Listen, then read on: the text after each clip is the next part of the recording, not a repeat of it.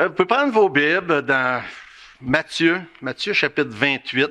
J'étais bien encouragé hier. Plusieurs choses qui ont été dites. Je dis, c'est-tu bon, on a besoin d'entendre ça.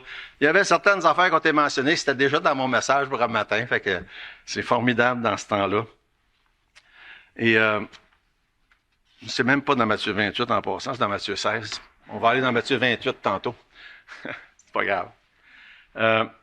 Vous savez, en tout cas, ceux qui sont là depuis un certain temps, moi, j'aime à prêcher la parole de Dieu d'une manière exégétique, qu'on suit un sujet, on suit un passage du début jusqu'à la fin. Et quelqu'un qui prêche une base régulière, ça se fait. Là. Quelqu'un qui prêche juste une fois de temps en temps, c'est plus difficile. Mais de temps en temps, il y a des sujets qu'on veut toucher, qu'on veut traiter. Puis même là, le naturel, il revient. Puis je me suis aperçu de ça ce matin. Vous savez, on a mentionné tantôt, c'est le temps de la nomination, de la mise en nomination pour les diacres pour l'année prochaine. Puis là, ça me trottait dans la tête de parler de ce sujet-là. Et là, évidemment, ceux qui préparent des messages savent comment ce que c'est. Là. On peut avoir un sujet dans la tête, mais si on étudie la Bible convenablement, c'est la Bible qui dirige notre sujet. C'est pas nous autres qui le dirige. C'est de même, ça devrait être en tous les cas. Parce que c'est comme ça qu'on devrait étudier la Bible. On part pas avec une idée faite d'avance. On part avec, qu'est-ce que Dieu veut nous montrer? Puis je trouvais ça intéressant parce que j'avais des idées faites d'avance. Et ça se passera pas nécessairement comme j'avais pensé. Fait que c'est pour ça qu'on est dans Matthieu 16, d'ailleurs, en passant. Parce que pour parler des diacres, c'est pas la place qu'on commencerait normalement. Hein? Mais je me suis rendu compte que c'est beaucoup plus que juste ça.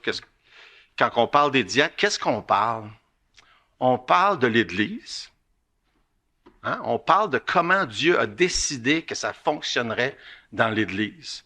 Puis ça, c'est juste un des éléments. Fait que c'est pour ça qu'on va regarder, on va viser pas mal plus large. Au lieu d'avoir une 30-30, on va prendre un 12. OK? Pour ceux qui connaissaient un peu les armes à feu, là.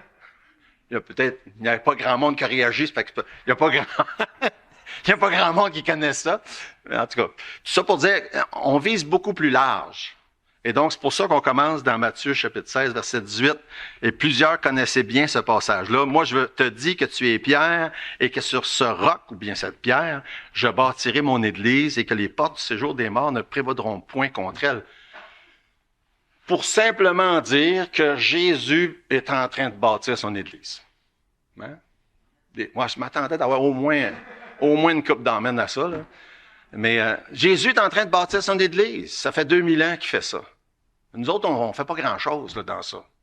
On est juste des petites pierres dans l'immensité de l'Église du Seigneur. Fait que Jésus est en train de bâtir son Église et il y a plusieurs expressions dans la Bible qui parlent de bâtir, par exemple, édifice, bâtir, construire. Il y a plusieurs expressions comme ça qui ont rapport avec la construction.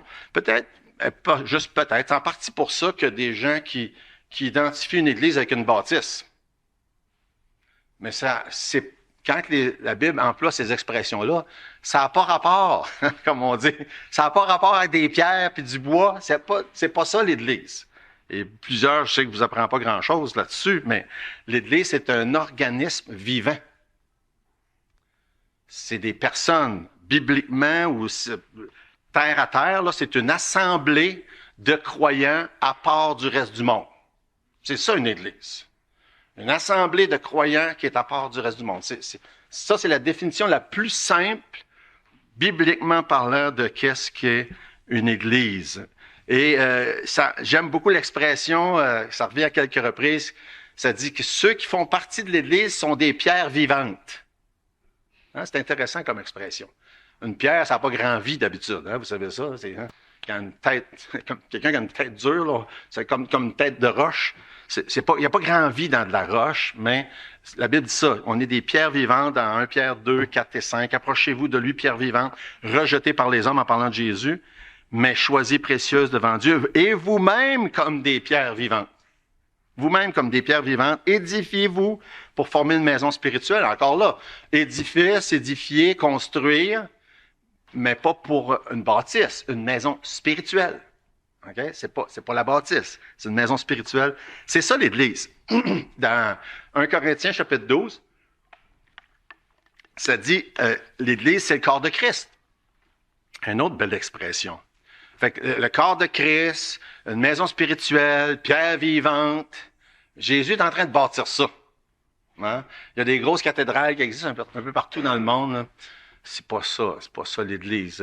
C'est vraiment les personnes qui forment l'Assemblée. C'est ça l'Église.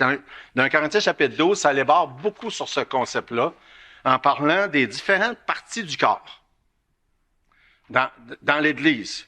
Et on pourrait nommer là, à peu près tout le monde qui est ici ce matin, puis chaque personne correspond à une partie du corps local ici de l'Église. Maintenant, on comprend que chaque Église est un corps local aussi, puis ça va être la même chose. Puis que quand la Bible parle de l'Église, la majeure partie du temps, ça parle pas de l'Église, le concept universel. Ça parle des églises locales qui existent, qui chaque Église est représentative du corps de Christ, en ayant ces différentes parties-là. Dans 1 Corinthiens chapitre 12, ça parle à partir du verset 13, nous avons tous en effet été baptisés dans un seul esprit pour former un seul corps, soit juif, soit grec, soit esclave, soit libre. Nous avons tous été abreuvés d'un seul esprit. On va parler de ça tantôt, comment c'est important l'esprit dans tout ça. Ainsi, le corps n'est pas un seul membre, mais il est formé de plusieurs membres. Si le pied disait, puisque je ne suis pas une main, je ne suis pas du corps. Moi, ça me fait toujours rire. Quand j'ai tellement des fois d'imagination. Je lis un passage, j'imagine toutes ces visuels de toutes ces choses-là dans ma tête. C'est comme, ben oui, on comprend ça. Hein? Tu peux pas avoir le pied qui parle à l'autre partie du corps. Ils sont ensemble, ils vont ensemble. Maintenant, Dieu a placé chacun des membres dans le corps comme il l'a voulu. L'œil ne peut pas dire à la main, je n'ai pas besoin de toi. La tête dire au pied, je n'ai pas besoin de toi, etc., etc., etc. Chaque partie du corps, unie ensemble, formant le corps de Christ. Puis ça nous dit au chapitre 12 toujours, mais plus tôt dans le chapitre, au verset 7, ça dit « Or, à chacun, la manifestation de l'Esprit est donnée pour l'utilité commune. » Fait que chaque partie du corps a une part à jouer pour l'utilité commune. Ça fait que pour ça, quand je disais tantôt, je voulais parler des diacres, puis on va en parler, mais c'est juste une partie du corps. Il y a plein d'autres parties qui sont tout aussi importantes. L'important, c'est que chaque partie joue son rôle. Sinon, imaginez-vous une partie de... Hein, vous savez, il y a des gens qui sont handicapés, il y a une partie du corps qui ne fonctionne pas. On sait que c'est dévastateur. C'est la même chose pour ce qui est du corps de Christ, qui est l'Église. Il faut que chaque partie fonctionne. Fait que quand on parle d'une partie, on ne veut pas nécessairement parler juste de cette partie-là. C'est important pour tout le corps au complet. Et ça nous dit dans Éphésiens chapitre 4 que Dieu a donné à l'Église des personnes comme dons pour que le corps fonctionne bien. Puis ça dit, il a donné des apôtres, des prophètes, des évangélistes, des pasteurs, des docteurs, puis tout ça pour le perfectionnement des saints en vue de l'œuvre du ministère. Puis la dernière partie de la phrase, ça dit pour l'édification du corps de Christ, pour la construction du corps de Christ, qui est l'Église, qui est les différents membres. Dieu a donné certaines personnes avec des dons particuliers pour faire ça. Mais il a aussi donné, on l'a lu tantôt, dans le chapitre 12, verset 7 d'un Corinthien, à chacun des dons. Fait que c'est ce que Dieu a fait, c'est comme ça qu'il fonctionne pour que l'Église se fasse construire par le Seigneur à mesure que les années passent. Dans les 4 évangiles, Jésus est en train de mettre la base pour tout ça. Hein? On connaît plusieurs des histoires des 4 évangiles. Le livre présente Jésus, sa naissance, son ministère, sa mort, sa résurrection. Puis vers la fin, on a une petite partie qui raconte Jésus après sa résurrection, qui passe 40 jours avec les apôtres, les disciples, pour établir la base de l'Église avec eux. Puis leur dire, ben voici comment vous allez faire, qu'est-ce que vous allez faire. Fait que c'est vraiment intéressant, mais c'est très peu, là. C'est dans la dernière partie des évangiles, puis c'est dans le tout début du livre des Actes des Apôtres. Puis vous pouvez regarder avec moi dans les Actes des Apôtres, chapitre 1, on va regarder quelques-uns des versets là. Dans le livre des Actes des Apôtres, les Actes des Apôtres, c'est le premier manuel d'histoire de l'Église. Hein, c'est intéressant pour plusieurs raisons, mais c'est intéressant entre autres pour ça. Moi, j'aime l'histoire, j'aime beaucoup lire des livres qui racontent les différentes étapes dans l'histoire. Puis les Actes des Apôtres, ben c'est très important. Je me souviens plus qui avait dit ça, mais j'ai entendu ça, soit j'ai lu ça en quelque part, je l'ai entendu prêcher, quelqu'un qui disait, à toutes les semaines, à tous les lundis, je lis les Actes des Apôtres au complet. Je me suis dit, hey, c'est une bonne idée ça. Hein? Parce que ça nous parle du début de l'Église. Puis les Actes des Apôtres, c'est aussi appelé des fois les Actes du Saint-Esprit. Je ne sais pas si vous avez déjà vu ça en quelque part. Parce que c'est vraiment phénoménal, qu'est-ce qui se passe. Et là, le Saint-Esprit est à l'œuvre d'une manière vraiment particulière, puis on le voit partout, tout au long des Actes des Apôtres.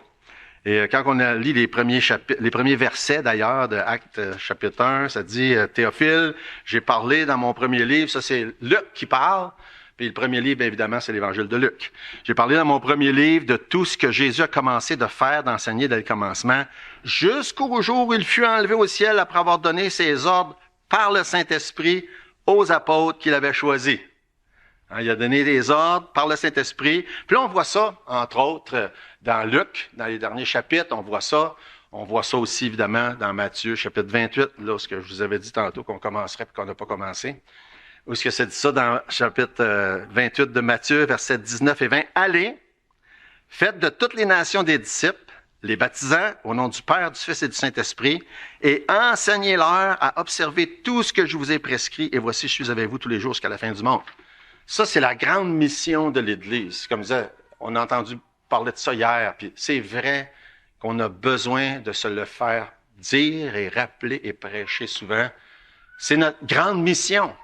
Aller faire de toutes les nations des disciples. Et comment est-ce qu'on fait des disciples? Ben, baptisant, puis ensuite enseigner à observer tout ce que je vous ai prescrit. C'est comme ça que ça se passe. Puis 2000 ans plus tard, mais ça se passe encore comme ça. Et ça implique, être un disciple, ça implique premièrement être sauvé par la grâce, par la foi, sans les œuvres. Ça, c'est toutes des choses que la Bible enseigne d'un bout à l'autre. Qu'on a réalisé que Jésus, lui, est mort sur la croix à cause de nos péchés. Puis tout ce qu'on a à faire, c'est juste se tourner vers lui par la foi. Confesser Jésus de sa bouche. Et ça dit, la Bible dit, si tu crois dans ton cœur, si tu confesses de ta bouche, ben, tu vas être sauvé. Extraordinaire, hein? C'est vraiment ça, le message si simple de l'Évangile. Mais c'est pas tout. Après ça, il faut que tu sois baptisé. Après ça, il faut que tu sois enseigné dans tout ce que Jésus a enseigné. C'est comme ça que ça se passe. Puis c'est pour ça qu'on est là. C'est pour ça que vous êtes là ce matin. Fait qu'un disciple se fait baptiser, puis commence à apprendre ce que Jésus a dit, puis commence à le mettre en pratique, suit son message.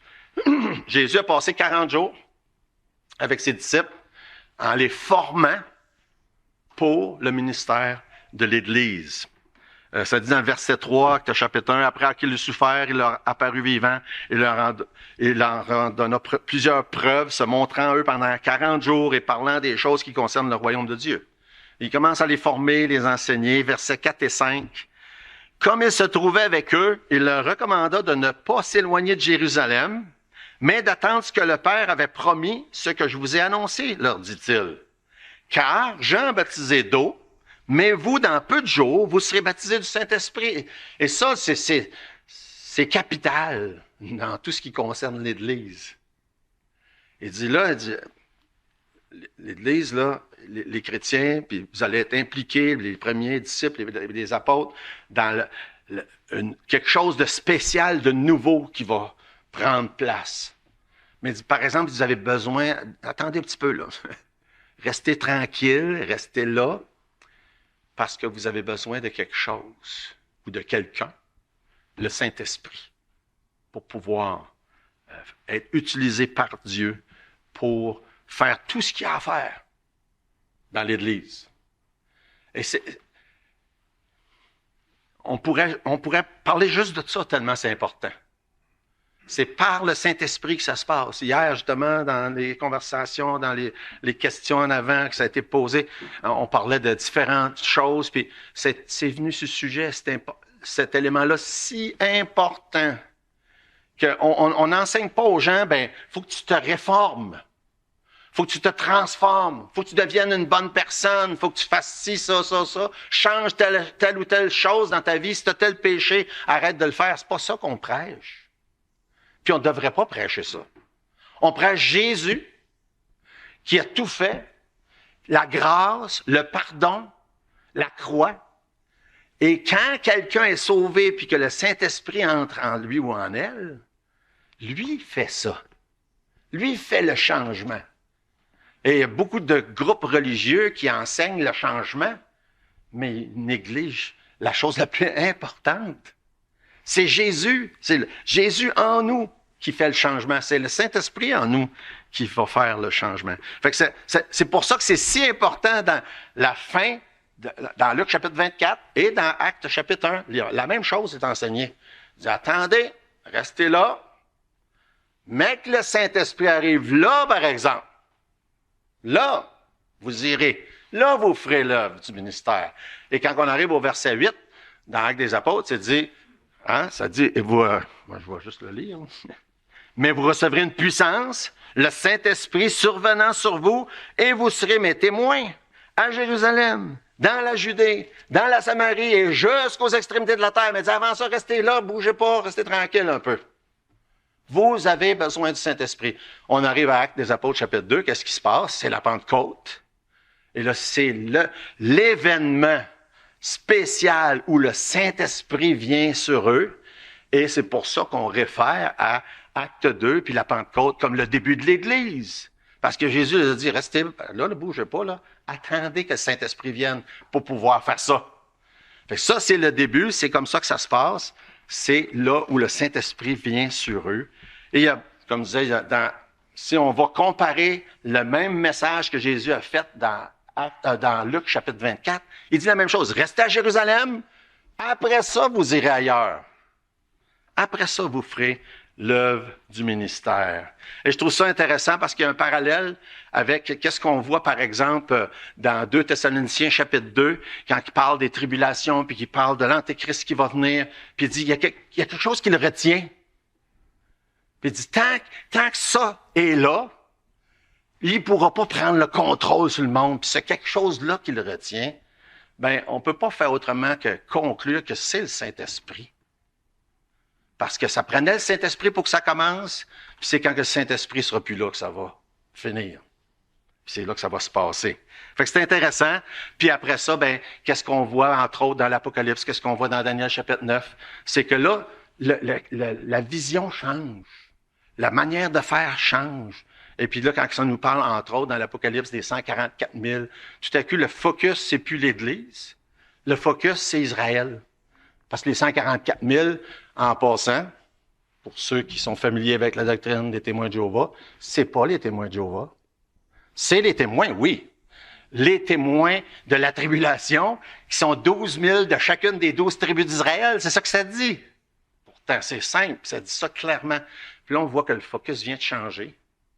C'est plus l'Église, c'est Israël le focus. C'est eux qui sont les témoins, tels qu'on voit dans Daniel chapitre 9. Mais ça, c'est une autre histoire. Puis là, on est dans Actes au chapitre 1. Il dit, vous serez mes témoins à Jérusalem, dans la Judée, dans la Samarie, jusqu'aux extrémités de la terre. Puis juste avant de se concentrer sur Acte 6, je suis obligé de faire une petite parenthèse sur Acte 8, parce que c'est toujours fascinant de réaliser ça, que Dieu a dit, vous allez rester à Jérusalem jusqu'au temps que vous ayez le Saint-Esprit. Mais quand vous aurez le Saint-Esprit, là, vous allez être des témoins partout dans le monde. Puis aujourd'hui, ça s'applique à nous autres aussi. Parce que si vous êtes sauvés ce matin, vous avez le Saint-Esprit. Puis si vous avez le Saint-Esprit, vous êtes supposés d'être des témoins. Notre Jérusalem, à nous autres, est ici, évidemment. On ne parle pas nécessairement dans ce sens-là. Littéralement, notre Jérusalem, c'est ici. La Judée, c'est un petit peu, on pourrait comparer avec le reste de la province. Ensuite, la Samarie, c'est la province voisine. Puis après ça, ben, les extrémités de la terre, ben, c'est les extrémités de la terre. Et on est responsable d'être des témoins parce que nous avons reçu le Saint-Esprit de la part de Dieu. Et ce qui est vraiment... on lit les chapitres 2, chapitre 3, chapitre 4, chapitre 5, chapitre 6, chapitre 7 dans les Actes des Apôtres, qui est l'histoire du début de l'Église. Puis on voit des gens sauvés à Jérusalem. Des milliers de personnes sauvées à Jérusalem. Mais ils ont resté à Jérusalem. Puis Dieu avait dit, bien, quand vous recevrez le Saint-Esprit, vous irez ailleurs aussi annoncer l'Évangile. Puis on arrive à Actes chapitre 8. Puis c'est facile à se rappeler, Acte 1.8 puis Acte 8.1. Hein? C'est facile ma femme est excellente pour des affaires de même, comme aide-mémoire, si vous saviez, tout ce qu'elle se rappelle en combinant des chiffres comme ça. Moi, je ne suis pas bien bon. Mais celle-là, c'est pas pire. Hein? Acte 1.8, Acte 8.1. Dans le chapitre 8, ça dit qu'il y a eu une grande persécution. Puis les gens ont été ailleurs. Les chrétiens sont mis à obéir à ce que Jésus avait dit dans le chapitre 1, verset 8, après qu'il y a eu une persécution. Vous savez, c'est important de se poser la question des fois, qu'est-ce que ça va prendre pour qu'on obéisse? Une bonne question des fois à se poser. Qu'est-ce que ça va prendre pour qu'on obéisse? Est-ce que ça va falloir que ça se passe de la même manière qu'eux autres? On attend-tu des fois que Dieu arrive et vienne nous cogner ses doigts avant de faire ce qu'il dit qu'on devrait faire? Comme être des témoins. Fait que c'était juste, ça c'était gratuit. On recule quelques chapitres. Chapitre 2. Chapitre 6, monsieur. On recule 2 chapitres, chapitre 6. Jésus est en train de bâtir son Église. Puis à Jérusalem, la première place où ça commence, ils ont reçu le Saint-Esprit déjà, au chapitre 2. Des milliers de personnes de sauvées. Et il y a une effervescence, il y a des âmes de sauvées par milliers un peu partout. Et quand il y a beaucoup de changements, ben ça amène aussi des problèmes. Et ça, c'est toujours fascinant de constater ça. Et je suis très content. On a vu beaucoup de gens visiter dernièrement, des nouveaux s'ajouter, des gens sauvés. Et il faut être conscient qu'on a des responsabilités devant Dieu de bien s'occuper à l'œuvre du Seigneur. Parce que Jésus bâtit son Église, mais il nous a donné à tous des dons pour servir d'une manière ou d'une autre. Fait que c'est intéressant le contexte de Actes chapitre 6.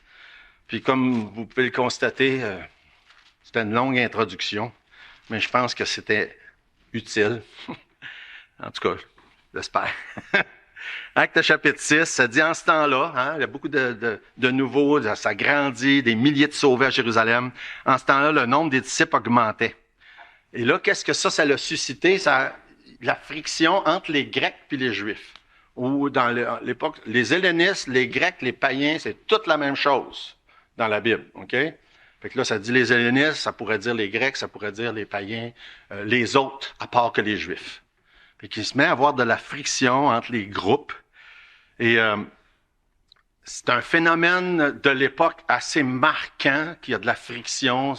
C'est l'histoire des Actes des Apôtres puis des Épîtres, ça revient souvent, cette friction-là qui existe, que là, les Juifs de l'époque se disent « Hey, attendons un petit peu, là, eux autres, ils peuvent être dans l'Église, eux autres aussi. Puis, à moins qu'ils fassent ci ou ça, qu'ils se fassent circoncire, qu'ils suivent telle règle, ainsi de suite. » C'est ce qui est en train de se passer. Fait qu'il y a vraiment une espèce de...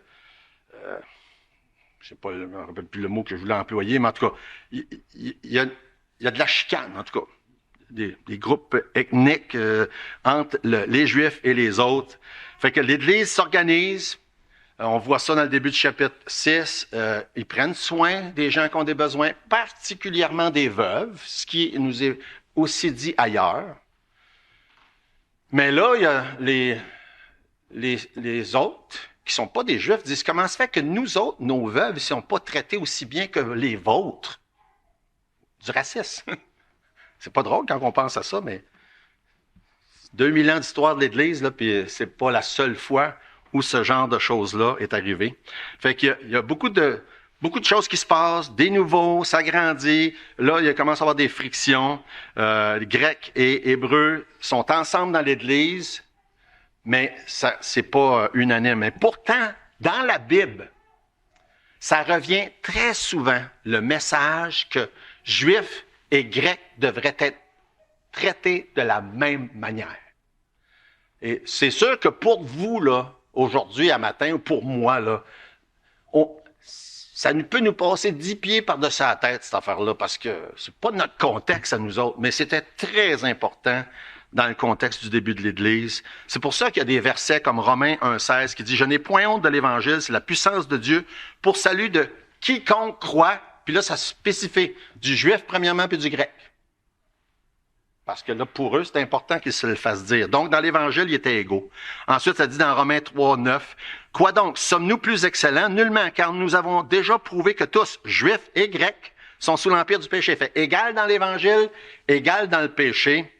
Égal dans le Seigneur, Romains 10, 12, il n'y a aucune différence, en effet, entre le Juif et le Grec, puisqu'ils ont tous un même Seigneur qui est riche pour tous ceux qui l'invoquent. Fait qu'il est égaux en tous les points, et ça a été un très grand débat, puis une grande difficulté dans le début de l'histoire de l'Église. Fait que dans Actes chapitre 6, les apôtres font le constat que là, il y a de la discrimination dans la manière qu'ils géraient les personnes. Et c'est triste de constater ça. Moi, sûrement quelques-uns ont déjà entendu parler de ça, mais dans une certaine époque, il y avait de la discrimination raciale dans des églises. C'est inimaginable, mais c'est le cas, malheureusement. Mais c'était le cas là. Mauvaise gestion. Fait que là, il est en train de s'organiser des gens qui faisaient certaines tâches, s'occupaient de la distribution de la nourriture, entre autres, mais qui n'étaient pas qualifiés spirituellement pour le faire. Et ça, c'est spécial quand on regarde ça. Ils étaient qualifiés peut-être physiquement, aptes à le faire. Puis comme dans l'Église, d'ailleurs, il y a plein de personnes qui font certaines choses, qui sont qualifiées pour le faire, puis Dieu leur permet de le faire. C'est formidable. Mais il y avait, dans ce cas-là, étant donné qu'il y avait ça suscitait ça partait d'un problème doctrinal, ça, là. Différence entre les Juifs et les Grecs, qui s'était traduit dans la manière de distribuer la nourriture. Fait que Dieu enseigne que pour certaines tâches bien pratiques, il faut aussi des qualifications spirituelles. Et ça, c'est spécial de constater ça. C'est ce qu'on voit dans Actes chapitre 6, puis on voit ça dans Timothée chapitre 3 aussi d'ailleurs. Ça fait que c'est ça, constat de discrimination, mauvaise gestion, personnel pas bien qualifié pour faire les tâches. Puis là, les apôtres sont confrontés à un dilemme. C'est quoi le dilemme? Est-ce que nous autres, on va s'occuper de ça, puis délaisser le ministère de la prière et de la parole, ou bien on va trouver des personnes qualifiées pour le faire? C'était ça leur dilemme. Fait que c'est intéressant parce que ça, c'est le contexte de la mise en place des premiers diacres dans la Bible. Et c'est vraiment intéressant que je pensais à ça. Verset 2, ça dit... en tout cas, j'ai-tu lu le verset 1? Peut-être même pas. En ce temps-là, le nombre des disciples augmentait. Les hellénistes murmurèrent contre les Hébreux parce que leurs veuves étaient négligées dans la distribution qui se faisait chaque jour. Les 12 convoquèrent la multitude des disciples et dirent: considérant qu'il y a des besoins, considérant que nous devons nous concentrer sur l'Évangile, je me suis dit, il faut que je mette ça comme ça, parce que dans nos réunions d'affaires, dernièrement, on a commencé à faire ça. Je pensais que quelques-uns, ça les ferait sourire, en tout cas. Mais c'est vrai que c'est comme ça que ça s'est passé, dans un certain sens. Ils ont détaillé la situation. Hein? Il y a des besoins. Les apôtres, on doit, nous, se concentrer sur le ministère de la prière et de la parole. Les tâches demandent des gens fidèles, qui ont un discernement spirituel pour faire des tâches comme ça. C'est ce qu'eux leur présentent. Et considérant que ça prend des personnes capables et désirant de servir dans ces tâches-là manuelles qui impliquaient littéralement le service aux tables, mais aussi la gestion, hein, gérer ces affaires-là, de la nourriture qui était apportée, puis comment la distribuer. Ça prenait de l'organisation de la gestion. Mais ça prenait, entre autres choses, puis on le voit dans le verset C'est dans quel verset? Ça prenait des qualifications spirituelles, verset 3. C'est pourquoi, frères, choisissez parmi vous 7 hommes de qui l'on rend un bon témoignage, qui soient pleins d'Esprit Saint et de sagesse, et que nous chargerons de cet emploi-là. Puis là, on se dit, mais comment ça se fait? Il me semble, distribuer de la nourriture, pas besoin d'être rempli du Saint-Esprit pour faire ça. Hein? N'est-ce pas? N'importe qui peut faire ça. Mais évidemment, Dieu dit non, ça prenait des qualifications spirituelles pour faire ça. Et on retrouve ensuite dans 1 Timothée chapitre 3 encore plus de détails concernant les qualifications spirituelles. Puis ça, c'est vraiment intéressant parce que le modèle qu'on nous présente dans Acte 6, ils ont eu une assemblée générale. C'est ce que ça dit. Hein? Ça dit, verset 12, les 12 convoquèrent la multitude des disciples. Ils ont convoqué une assemblée générale. Puis on dit, voici la situation. Voici ce qu'on propose. Voici pourquoi, à cette heure, passez ça au vote. C'est vraiment spécial. Et à peu de choses près, là, 2000 ans plus tard, on fait à peu près la même chose qui s'est faite là, cette journée-là. On présente une situation, voici ce que ça dit, voici les qualifications. Maintenant, qu'est-ce que vous autres, vous pensez qu'on devrait faire? Et puis là, ben, ça dit, ils ont élu ces 7 personnes-là à la tâche, à la responsabilité de diacre, cette journée-là, qui comprenait, ben, pour eux, servir aux tables, gérer les ressources, parce que là, c'est ça que ça voulait impliquer, administrer équitablement et sans discrimination les biens et les ressources. Puis avec tout le processus qu'on vient d'énumérer, à l'Assemblée générale, le vote, et c'est ça que ça dit, verset 3, choisissez, ils l'ont choisi, ça dit même qu'ils ont élu. Fait que c'est intéressant, quand on considère tout ça, de voir que on n'a pas nécessairement, là, c'est le plus qu'on a de détails possible, mais ça ressemble à ça, ce qu'on fait aujourd'hui. Pour eux, cette journée-là, ils ont élu 7 diacres pour faire ces tâches-là. Et à partir de ça, puis dans 1 Timothée chapitre 3, ça donne un peu plus de détails sur les qualifications, puis encore là, c'est les qualifications spirituelles pour des tâches bien terre à terre, manuelles, telles que servir aux tables, telles que gérer les ressources. Puis ça ressemble encore à ça, ce qu'on fait. Puis dépendamment des églises aujourd'hui, là, les diacres ont des responsabilités plus ou moins semblables, comme par exemple dans notre cas à nous autres, servir aux tables, ça peut impliquer servir aux tables comme lorsqu'il y a des repas ici, ça peut impliquer servir au camp, ça peut impliquer s'occuper des bâtiments. Vous savez qu'à cette époque-là, il n'y avait pas de bâtiment d'église pour que les diacres s'en occupent. Hein? Fait que c'était pas ça, que c'est pas inclus dans la tâche, mais probablement que si c'était plus tard, ça aurait été aussi inclus. C'est comme ça que aujourd'hui, dans les églises, il y a des personnes qui servent dans une tâche ou dans un autre pour le Seigneur. Où est-ce qu'on est rendu? Juste une minute, on continue.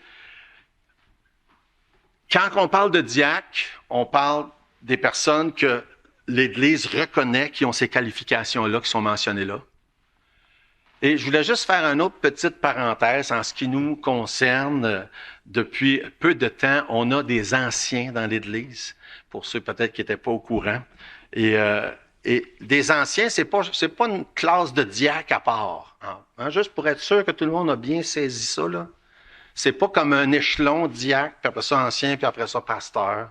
Dans la Bible, il y a des pasteurs anciens, évêques, c'est un, puis il y a des diacres. Puis je veux pas faire d'échelle, mais je veux dire dans le sens que c'est 2 groupes.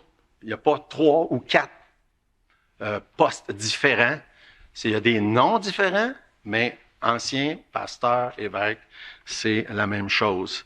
Et je voudrais prendre l'occasion de souligner quelque chose qui, pour moi, je suis tellement extrêmement content que depuis quelque temps, on a des anciens dans l'Église qui sont des coéquipiers avec moi. Et je m'étais fait poser la question, quel changement, ou je me souviens plus des tâches. Le changement principal, il est là. C'est qu'au lieu d'être seul, on est 3. C'est ça le changement. Puis quand j'étais revenu à la maison après notre rencontre la dernière fois, j'ai dit à Linda, J'ai dit, je me sens comme Moïse quand que Josué se battait contre Amalek. Vous connaissez l'histoire? Si vous ne connaissez pas l'histoire, là, dans Exode chapitre 17. Puis c'est vraiment intéressant parce qu'il y avait Hur et Aaron de chaque bord. Vous connaissez l'histoire, quelques-uns, là? Puis là, ben, il a dit à Josué, toi, tu vas te battre contre Amalek. Puis là, moi, je vais avoir la rod, c'est quoi en français, là? Le bâton. C'est ça? Le bâton de Dieu. Moi, des fois, je lis trop en anglais. Le bâton de Dieu dans la main. Puis il dit, si le bâton est dans les airs, tu vas gagner. Puis si le bâton, il baisse, tu vas perdre. Puis le Hur puis Aaron sont mis chaque bord, puis ils ont tenu les deux bras de Moïse dans les airs. Puis Josué a gagné. Il a battu Amalek. C'est ça. C'est une image, là. C'est pas la même chose, c'est pas le même contexte. Mais c'est ça que j'ai dit à ma femme en arrivant à la maison l'autre jour. Je me sens comme Moïse. J'ai Hur puis Aaron chaque bord. Et peut-être, je ne sais pas, Dieu sait, peut-être que je vais toffer quelques années de plus à cause de ça. Hein? Puis à cause de ça, ben Moïse, il a pu tenir le bras dans les airs plus longtemps.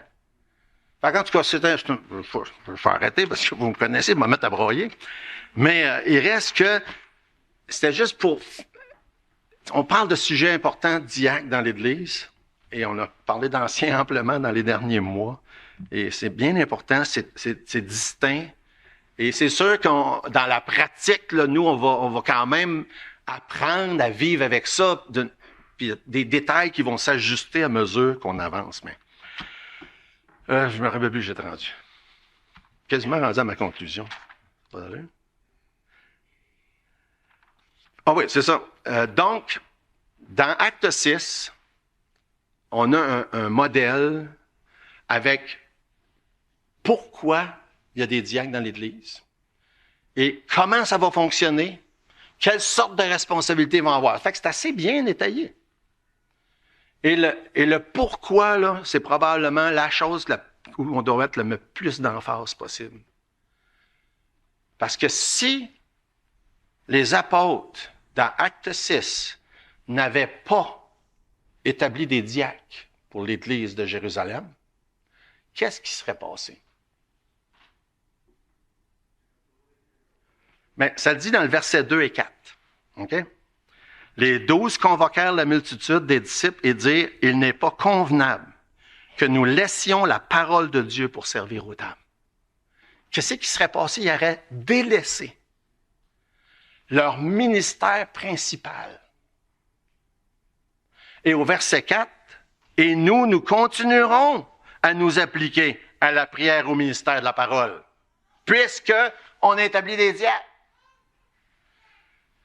Et je me dis, s'il n'avait pas établi de diacre, ou s'il n'avait établi juste un ou deux, ben peut-être que l'Église de Jérusalem aurait moins prospéré.